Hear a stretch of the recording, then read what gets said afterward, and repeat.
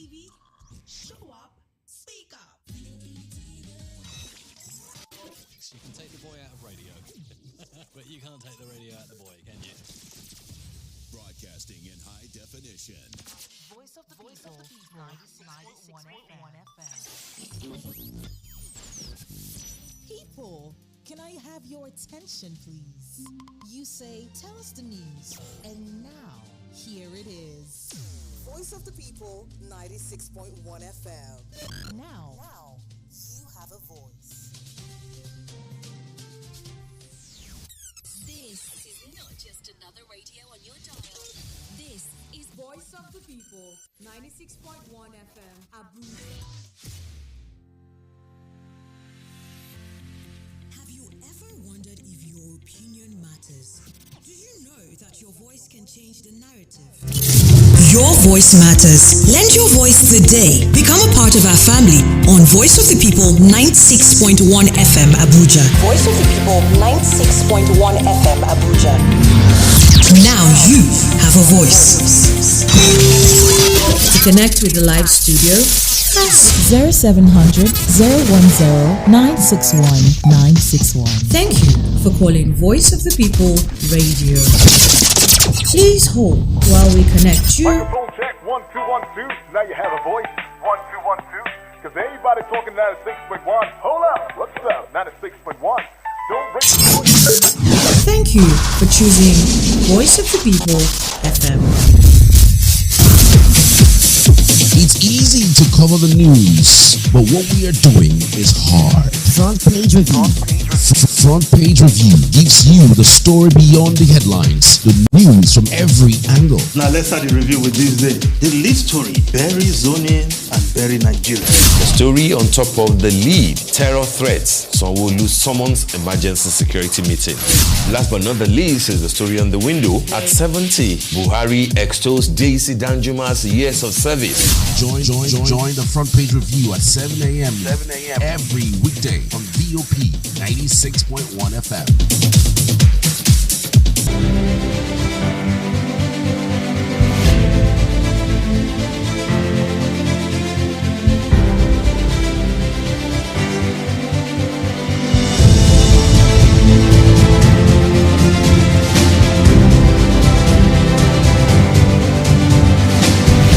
Hello and welcome. Good morning to you out there. I hope you're doing well. You're welcome to Voice of the People 96.1 FM Front Page Review. Today is Monday, 21st date in the month of August 2023. Studio time is 6 minutes past 7. Sorry to come behind schedule, but we just have to prepare and give you the best we can. So talking about the best, let's hit the ground running without much ado. We have a quite number of headlines that we will look at, and some we will go deep into details, because that is what we do here. We don't just stay on the headlines, we go deep into the stories and give it a different perspective. Of course, we do that with you as well, our listener. We open the phone lines when we begin the show, and you get to contribute your own quota to nation building by sharing your thoughts and opinion to some of the stories that we have. On the Vanguard, we have this one that says old age poverty to increase as pension coverage stagnates. Stock market under pressure over macroeconomic outlook. And also, I don't know if you've seen this book, Brutally Frank. Many governors wealthier than their state, according to Elder Chief Edwin Clark. Tinubu appoints Momo as minister designate for Niger Delta, reshuffles cabinets. Bazoum Austin, don't turn Niger into another Libya, is on the Guardian newspaper, and we will come to the Punch to see this federal civil servant ignore employment ban, milk suffering job seekers. Leaked memo, DSS arrest Abuja Kaduna train manager. And you also hear that palliative, NEMA to begin rice distribution in states. And in the world of business, stock investors lose 150 billion naira in 1 week. Operators urge federal government to raise tax from informal sector. Pay attention to mental health, ministry urges staff. This is very, very key, because the situation in the country is really asking and demanding. So we have to be wary and also pay attention to issue of mental health. Nigeria lost 249 billion naira in July as oil output drops. This is quite huge, 249 billion, which is even more than the total money, the 55 billion that the federal government are giving to states as palliative.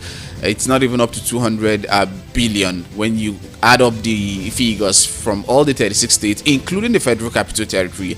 Is less than 200 billion naira, but we are losing 249 billion in July alone as oil output drops.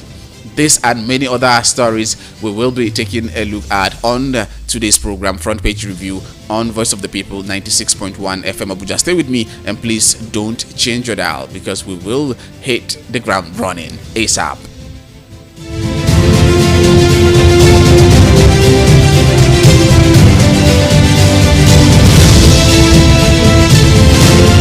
All right, let's start with this one from the Vanguard that says old age poverty increase as pension coverage stagnates, population rises. There are indications that Nigerian workers will carry the burden of old age poverty for a long time, as pension plan aimed at addressing the situation lags hugely behind targets.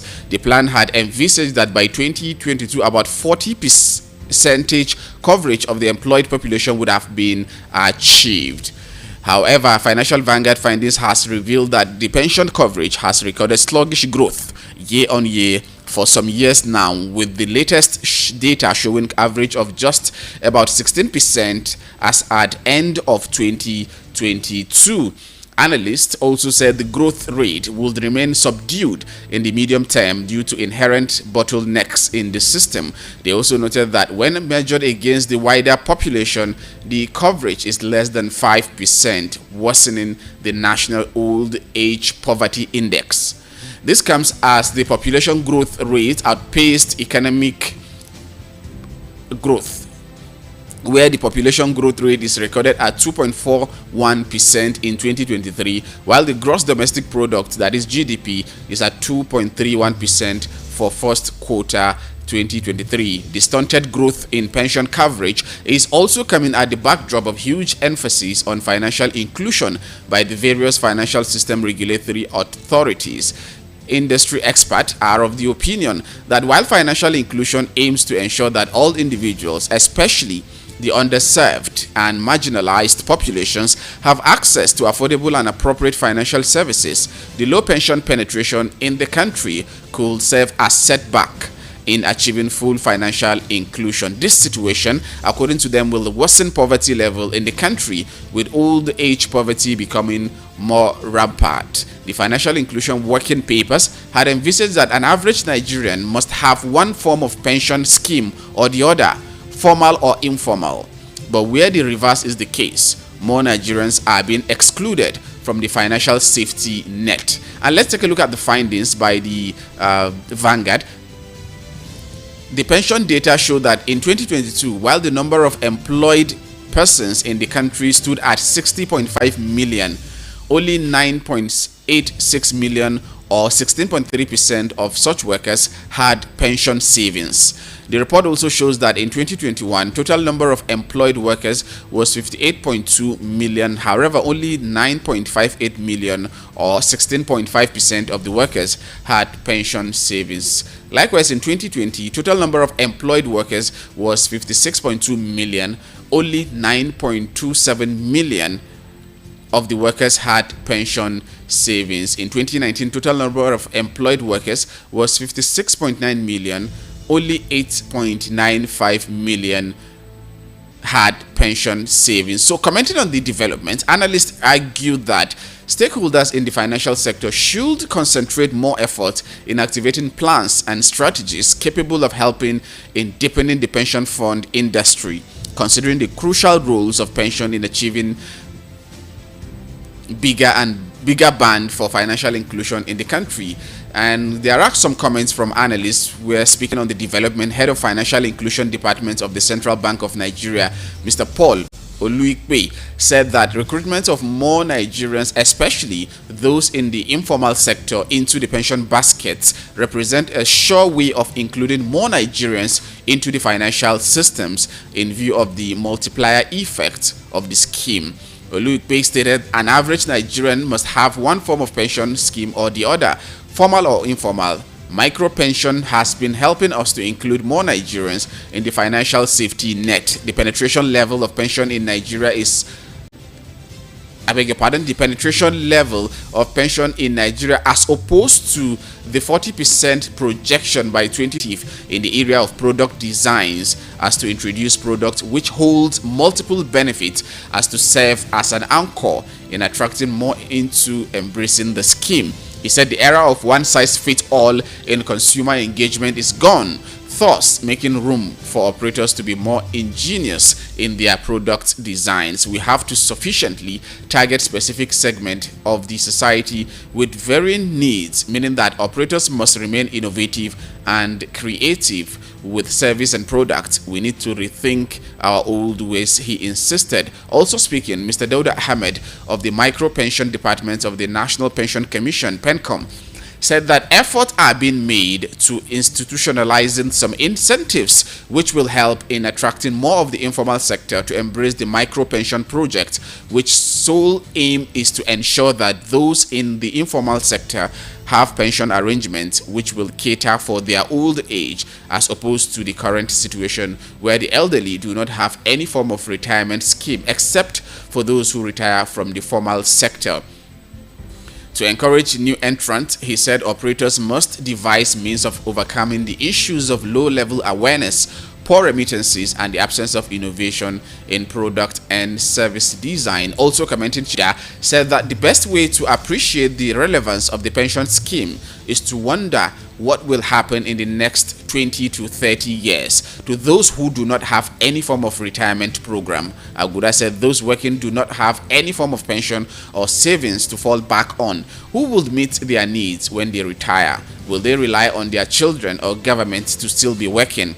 We in the pension industry must work to get many workers as possible on the pension scheme. This is really right on point, because if you look at the situation we found ourselves in this country currently, the pensioners, how do they even fare, let alone if you are working and without pension arrangement, that is, you are not within the pension safety net.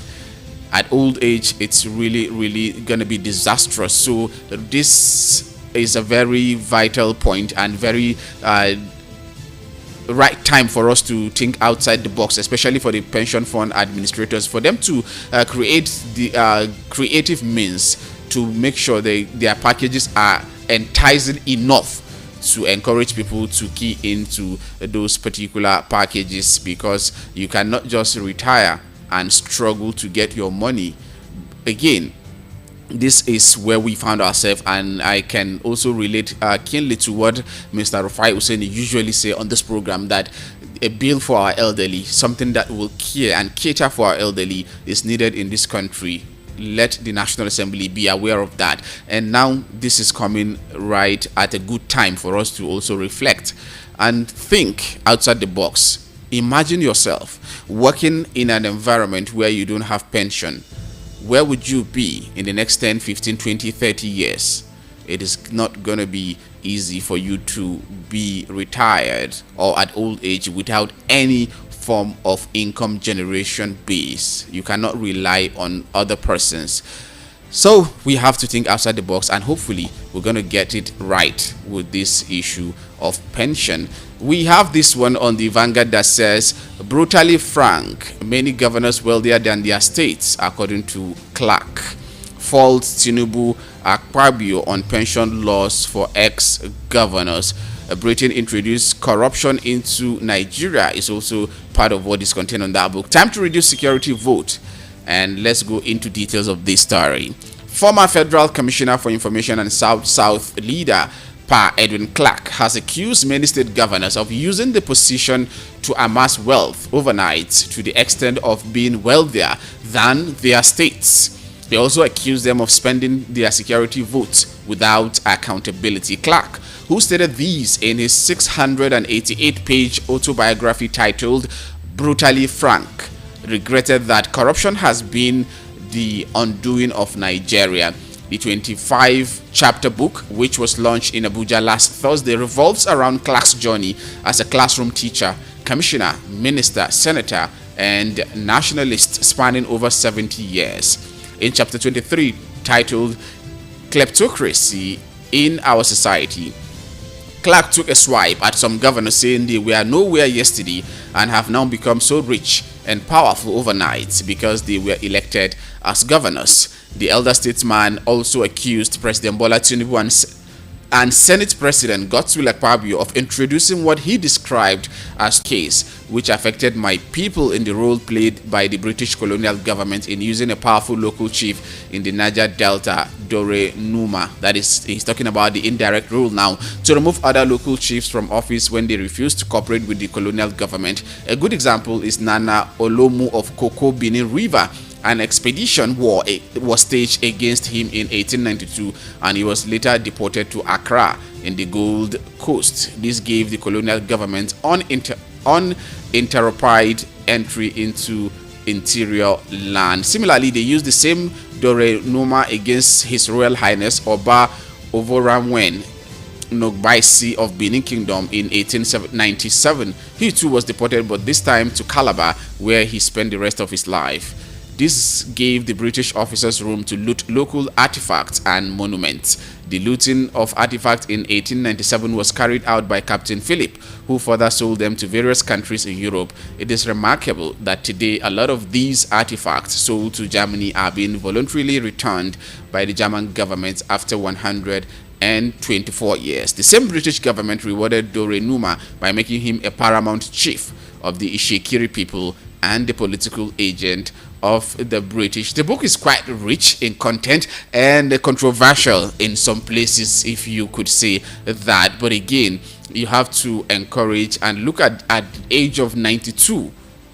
Pa Edwin Clark is writing something like this that is of great essence. This is gonna go into history as we age. We will certainly reflect at what he is saying or what he has written in this book, and I'm going to say I pray that he stay longer in good health, because this is really what we want to be seeing from especially our elderly in this country. Thank you, Pa Edwin Clark, for this wonderful piece put together. Frankly, Tinubu appoints Momo as minister designate for Niger Delta, reshuffles 3 minister designate, is also contained on the Vanguard newspaper. That is the next headline we will be looking at together. Following the outcry over the omission of the Ministry of Niger Delta Affairs in the recently published ministries and their respective ministers, President Bola Tinubu has approved the redeployment of Engineer Abubakar Momo from the Federal Ministry of Youth to the Federal Ministry of Niger Delta Development. The president also made a minor amendment to ministry's nomenclature from Niger Delta Affairs to Niger Delta Development. This was contained in a statement issued on Sunday by the special advisor to the president on media and publicity, Ajuri Ngelele. The statement said that the Federal Ministry of Youth will be reassigned to a minister designate soon. President Bola also reshuffled the ministers designate allocated to the federal ministries of Transportation, Interior and Marine and Blue Economy.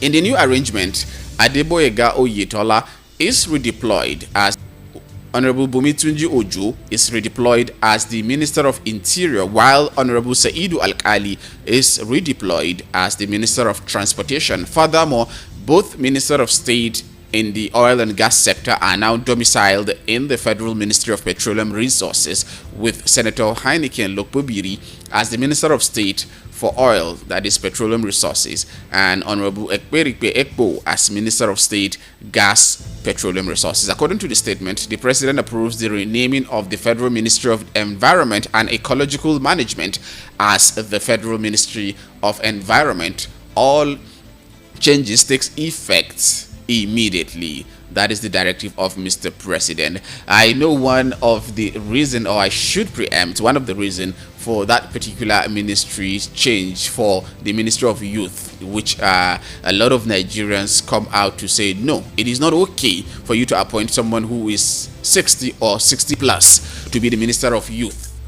There is this generational gap between that particular generation and the generation that we have now. You're talking about the baby boomers, you talk about the Gen Zs, you talk about the millennial. Then this man is 60 or 60 plus. I mean, it doesn't really click if you put 1 and 2 together. You understand that there is lag in terms of the difference. So it is not too suitable for you to have someone of that age to head Ministry of Youth. Preferably, you have someone who would understand what this generation wants and how to get the best out of this particular youth of this country. So let's hope and see who will be made the Minister of Youth. And also we talk about some of the changes in other ministries. And at this juncture, we will go pay some bills. When we come back, we open the phone lines and also get in touch with our guest analyst, Mr. El-Rufai Oseni, who will also share his thought on some of the headlines that we have for today. Stay with us and don't change your dial. This is Voice of the People, 96.1 FM Abuja Front Page Review with me, Aliu Doma.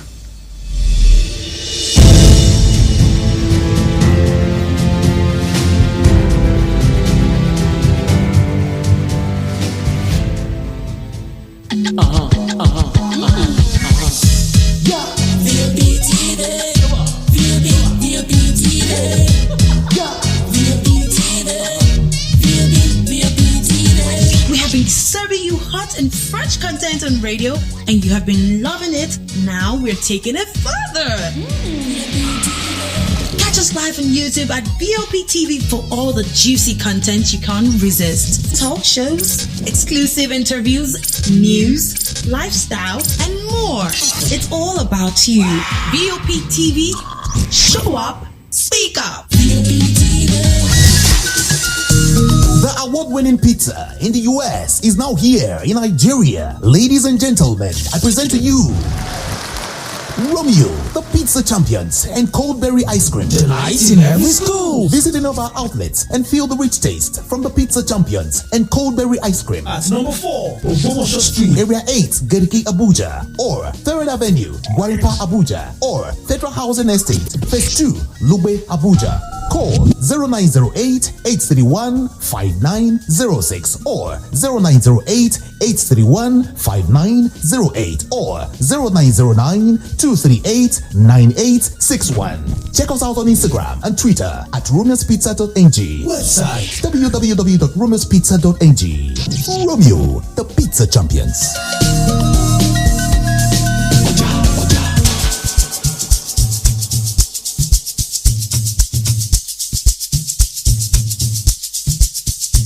Are you aware that Iruka Online Limited installed and designed a 100,000 capacity church building? Oh yeah, we are the sole distributors of global leading brands all over the world, such as Wafday Line Array, speakers and digital amplifiers, Preseno's digital mixers and studio equipment, Coswell workstations and keyboards, Fender guitars, Mapex drums, Ashdown bass combos, just to mention but a few. We offer flexible payment plan handled by our financial department with 24/7 customer care support system. You can visit our website on www.iruka.com to avoid buying fake products. You can also visit our showroom at number 36 Lagos International Airport Road beside Golden Tulip Hotel.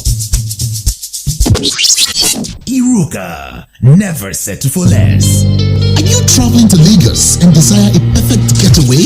Look no further than the luxurious accommodations at Airport Golden Tulip Hotel, number 42 Murtala Mohammed International Road, Lagos. Relax and unwind in our beautiful appointed rooms, featuring all the amenities you need for a comfortable stay. Now, whether you are traveling for business or pleasure, our attentive staff is here to ensure that your every need is met. We also offer complimentary pick-up and drop from the Lagos airport. Why not take advantage of our state-of-the-art fitness center, outdoor pool, and enjoy a delicious meal at our on-site restaurant? With stunning views, world-class service, and a prime location, Airport Golden Tulip Hotel is the perfect choice for your next vacation or business trip. So why wait? Book your stay today and experience the ultimate in comfort and luxury at Airport Golden Tulip Hotel. For bookings and reservations, please call 0815-8003-333 or 0815-7003-333. You can visit our website at airportgoldentuliphotel.com. Airport Golden Tulip Hotel, where luxury meets comfort. Believe me, believe me, believe me.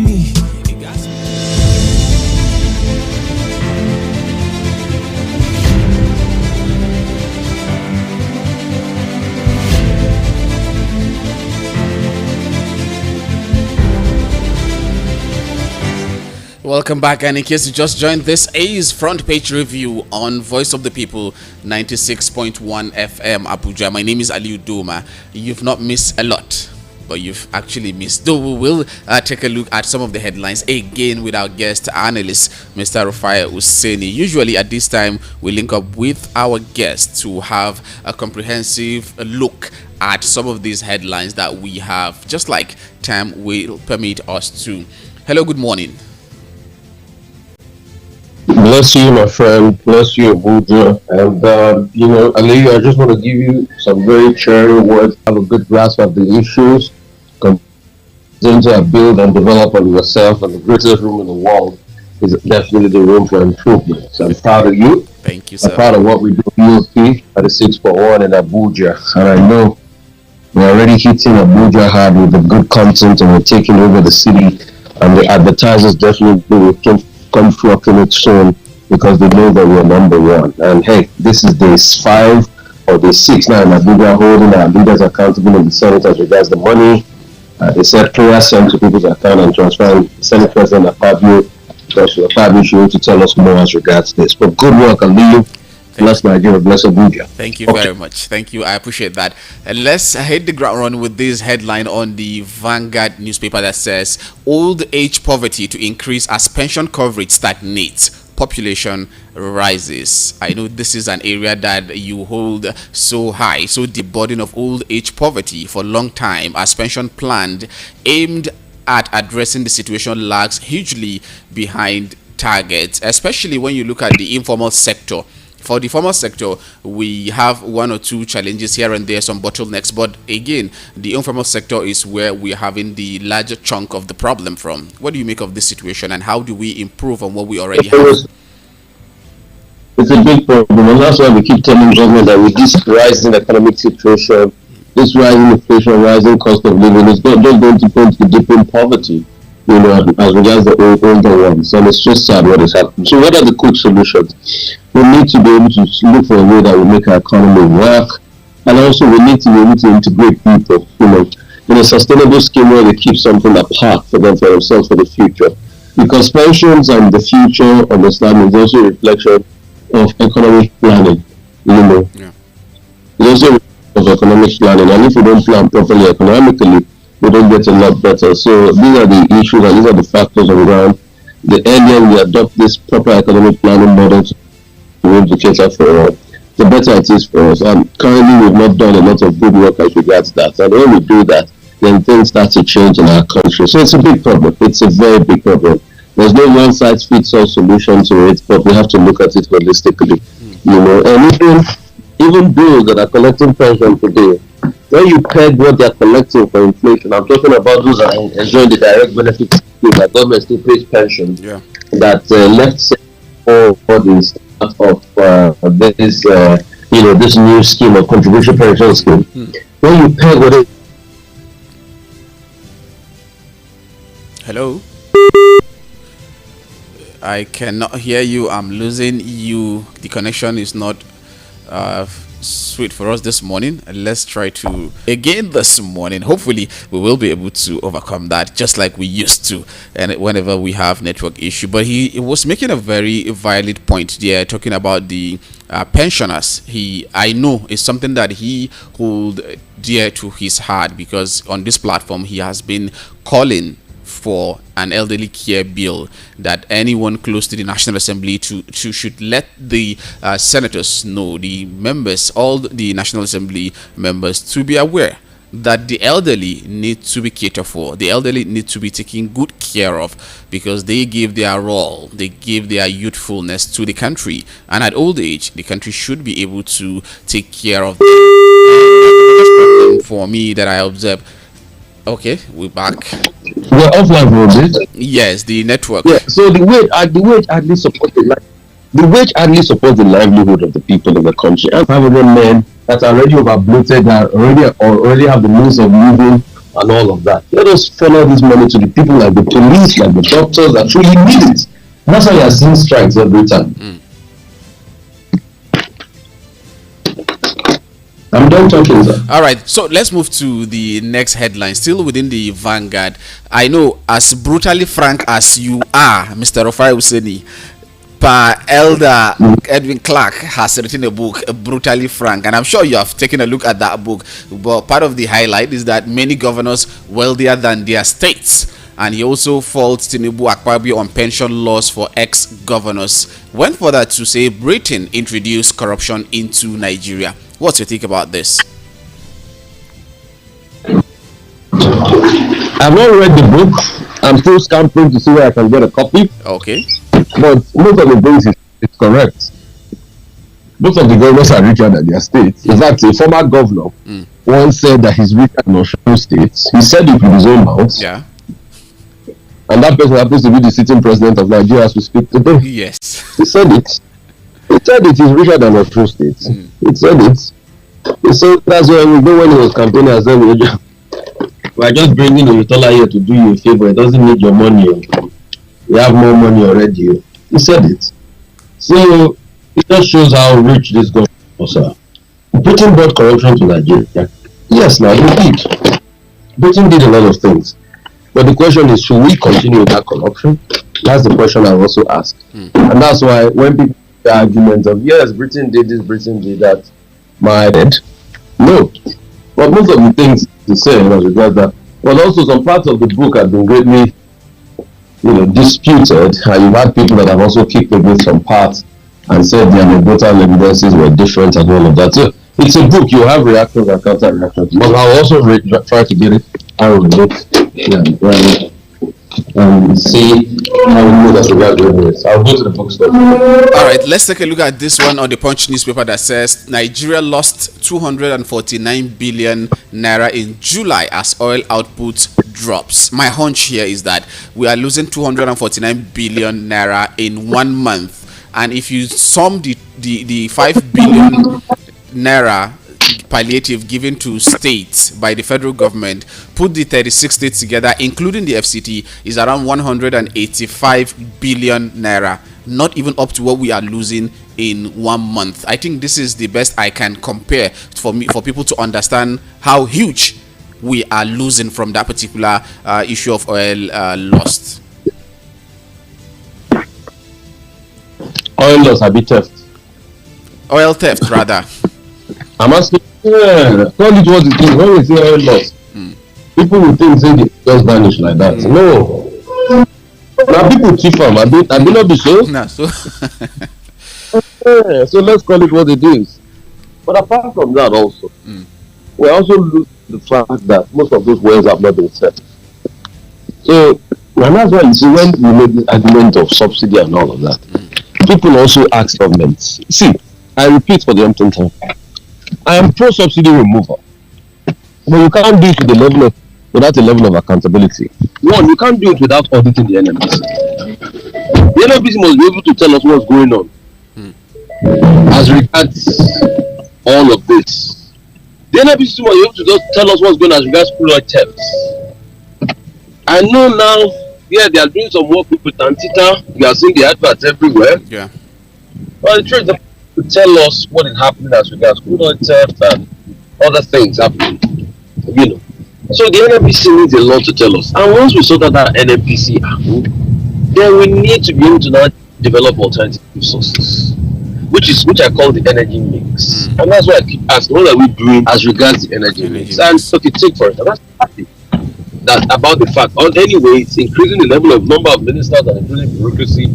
But at least the president wants to make a special interest in gas, which is good. We're happy about that, but we need that alternative energy mix. And the area we develop it better for all of us. So we know the problems on ground. It is best for us to solve it. Also, we must be able to fix our power problems. You see, because why there's so much burden on petrol? Why the lower cadre people try to use this as better pass my neighbor, and they still use petrol? Because you don't have power. Yes. And if you have power, then the sector will be a whole lot better. So these are the concerns a lot of people are raising, and the earlier we fix them, the better it is for all of us. All right, still talking about the energy. Telcos energy costs hit 38 billion naira may review tariff.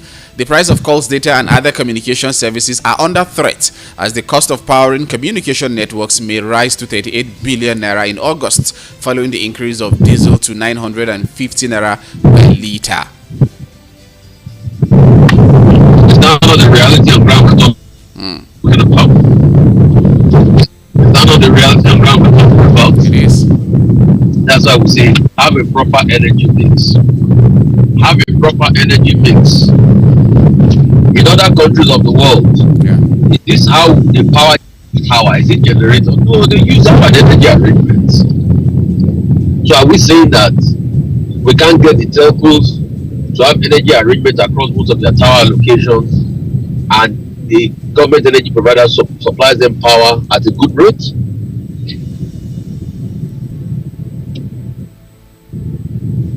So these are the questions.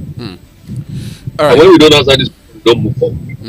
Certainly. Let's take a look at this one. PWDs is on the vanguard. PWDs threaten legal action against Tinubu over non-inclusion, as President Tinubu is expected to swear in ministers today as members of his cabinet. The umbrella body of persons with disability, Northern Nigeria Disability Forum, has threatened legal action against the president over non-inclusion in the ministerial and other political appointment. What would you say about this particular threat by the PWDs? I mean, I don't blame them. Why are we not including them? Yeah, sure. If we have passed a person living with disability pay, why did we follow up? We passed a person living with disability pay. Yes. Why can't we follow up? So see, these are the things we talk about in Nigeria, not and simple. Flagrant disregard for rule of law. We sign laws, we sign policies into play, we don't even think about them. We don't think about it. We are so quick to sign, we are so quick to think. So these are the many myriad of pertinent problems that are constantly niggling us like a nefarious needle in this country. And when we don't fix it, we don't go anywhere. Clear and simple. It can be related to the issue of 35% affirmative action for women. This PWDs is 5% of all political appointments should be allocated to them. But unfortunately, we've not seen anything like that. All right, we hope that the president will do something regarding this before they take a legal action. Again, not far from... As regards affirmative action for women, the only president that really did a lot as regards political appointment for women, I think it's President Jonathan. That crossed at least a certain level up, higher than all of them. President Jonathan. So is it that we are saying that we don't have people living with disabilities that can put us in this country, that are competent, that are cerebral enough? Of course we do. So it's just sad. Very, very sad indeed. And talking about being sad, time to release Bauer from DSS custody, Falana tells federal government. We have been talking about this for a while. Yeah. I'm happy that Mr. Falana has added this. Truth has to be told. I think we need to, going forward, review this Administration of Criminal Justice Act in Nigeria. Because it's now being used just to put people in perpetuity, in incarceration, rather than respecting and upholding their rights. And this is becoming a problem for our country. And if we don't nip it in the bud, it's gonna become disastrous. And we can't afford for our country to be that way. This one has been kept there for a while for investigation. Administrator of Criminal Justice says at least you can do 56 days if you keep getting the magistrate to pump you in with the supplies of authentication as regards it. Yeah. But the matter has to be set. Charge power to court. What are you charging them? Nothing. And we have seen how the DSS has been below par as regards. You remember the case of the MFLM from terrorism charges to gun charges, from gun charges now swept away now to procurement charges. Where are we going? So these are the issues on ground. All right. I support Mr. Falana's stand. I support his stance fully. All right. Let's just keep a man there. Let's move to this one on The Guardian that says Tinubu reshuffles yet to be constituted cabinet, appoints Momo Niger Delta minister. What do you think prompted this change? Or do you think part of which the reaction we got across social media and also media houses for the fact that Mr. Momo, who has now been appointed as Niger Delta minister, is over 60, being appointed as Minister of Youth, looking at the gap between the generation of Mr. Momo and the current generation when we talk about the baby boomers, the millennials, and also the Gen Zs?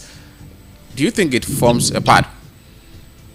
No, I don't think it's the social media backlash. I think there were better arguments to that effect, and truth has to be told, really. Then you look at it critically. I wrote a piece this morning, and I said the government should be circumspect. It just showed that the government was very impetuous with many decisions. There are a lot of things this government keeps doing that is not properly thought out. Very impetuous on the bounce, on the cost decisions. I'll give you three clear ones. Okay. Number one, Niger. Say you want to plunge in military in there in Niger, where you ought to have diplomatic talk. It's not the diplomatic talk we went back to Niger this morning, and let me talk about the reasons you didn't put it in the list. Today now, the coupists in Niger said, oh, they will have a 3-year transition period because of the conversation. But I don't want a 3-year. I think it's iffy. I think 3 years will make them settle in. Don't give them 3 years. Give them a year or a year and a half worst case scenario for elections. Don't make them too comfortable. And I'm happy ECOWAS have kicked against that 3-year transition period. Let's go back to the topic. But that's number one. Number two, the case of the Naira. You know, there was a brouhaha last week over me. Anyway, there's always brouhahas about me anyway. There was a brouhaha last week when I kept on making the point that please peg the Naira. And everybody said, oh, you're stupid. You don't know what economics is saying and all of that. And this is my point. You are carrying out a float where you don't have enough to buffer. Before you float, probably I thought they should have said, okay, let's go and meet the World Bank or the IMF and tell us, give us some money so that we'll be able to defend this currency in anything that happens. But see, you're float without anything to defend the currency, which is like riding a Ferrari with your eyes closed and you are going 200 miles per hour. Disaster. Disaster waiting to happen. And the float you're carrying out the float because you think it's going to attract FPIs, foreign portfolio investors. But foreign portfolio investors will only come when your interest rates are attractive. But you are keeping your interest rates are not attractive. You don't want to raise rates enough because you know governmental debt is a big problem. So the thing that will really attract the FPIs, you don't want it, but you're floating rates. The best the FPIs will tell you is that, oh, very good what you have done. This will bring back, love for your economy. People want to come, but they're not coming because the rates are not competitive. So that's what happened. That's why you see that when they floated, the so-called foreign investors did not come. Yeah. Because the rates are not competitive. Would you rather come to Nigeria where the rates are not good and there's too much risk, than or go to a place where the rates are at least fair enough and they are good risk? So they saw that it was shambolic, and the next thing, and when I knew they had a problem, was when Mr. Wale Edu came during his ministerial screening and says that the Naira has a fair value of 700. And you are saying you are floating, but you are determining the fair value. Are you not fixing the rate already? Like what we said.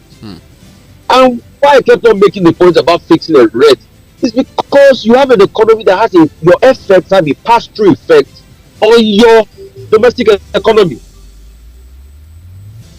If the price of dollar goes up, automatically a banana seller on the road will tell you dollar don't go up.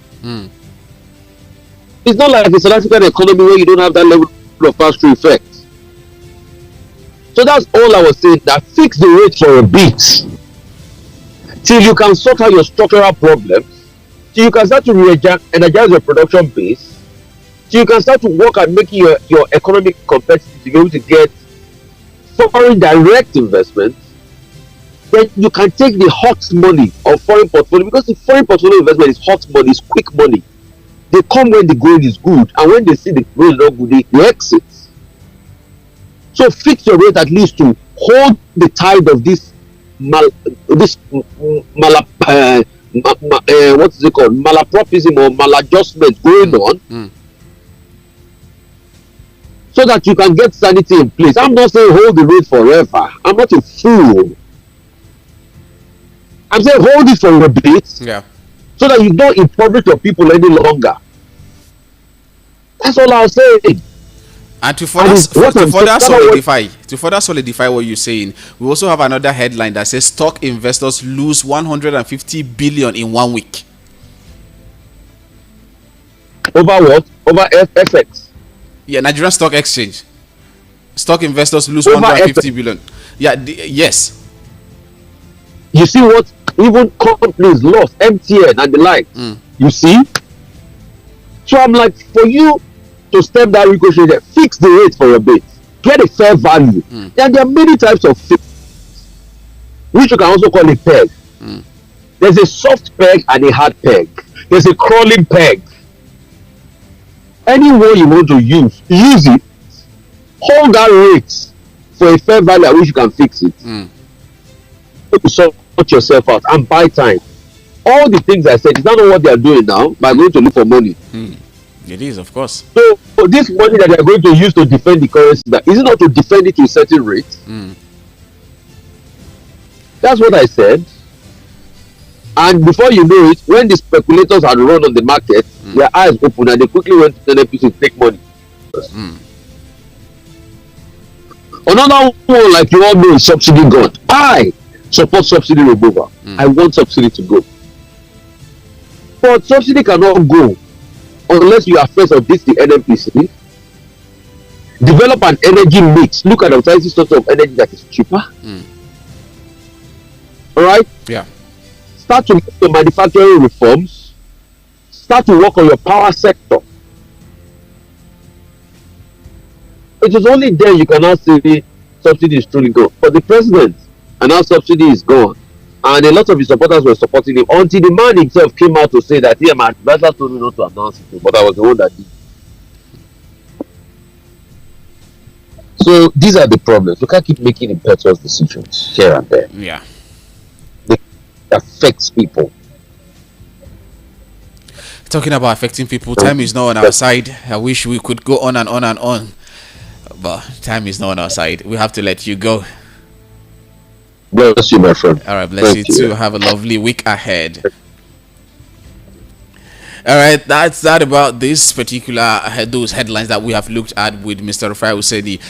We really go in depth at what we do. We give it different perspective. That is exactly what we do here on Voice of the People 96.1 FM Abuja. We don't just stay on the fair. We go deep into details and form a lot of opinions. We think for you, we think on your behalf, and we ask questions that you should be asking. That is why we are Voice of the People. Now you have a voice.